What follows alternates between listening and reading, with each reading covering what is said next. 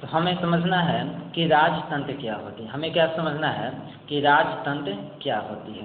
तो राजतंत्र एक प्रकार की शासन व्यवस्था है। राजतंत्र क्या है? एक प्रकार की शासन व्यवस्था है जो प्राचीन काल से ही पूरे दुनिया में प्रचलित है। जो क्या है? प्राचीन काल से ही पूरे दुनिया में प्रचलित है।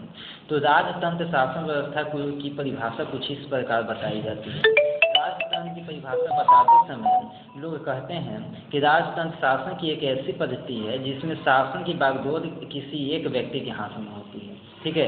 राजतंत्र की परिभाषा बताते समय लोग कहा करते हैं या परिभाषा दी जाती है कि राजतंत्र शासन व्यवस्था एक ऐसी शासन व्यवस्था है जिसमें सत्ता की बागडोर सिर्फ एक ही व्यक्ति के हाथ में होती है और वही व्यक्ति देश में प्रशासन से जुड़े नहीं है, देश में न्याय से जुड़े नहीं है। ठीक है। और देश में विभिन्न प्रकार के कानून पास करने का काम करती है। ठीक है।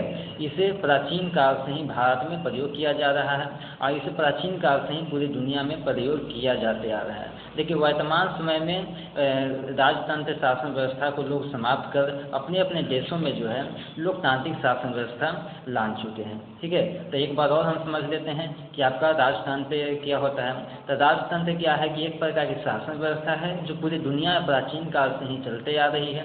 बहुत देश अभी भी अपनाए हुए हैं, बहुत देश इसको त्याग दिए हैं। ठीक है। और राजतंत्र शासन व्यवस्था शासन की एक ऐसी व्यवस्था होती है जिसमें शासन की बागडोर एक खास व्यक्ति के हाथों में होती है, जिसमें शासन की बागडोर एक खास व्यक्ति के हाथों में होती है और जो शासक होता है वो शासन चलाता है अपने तलवार और अपनी शक्ति के बदौलत किसी क्षेत्र को जीत कर चलाता है।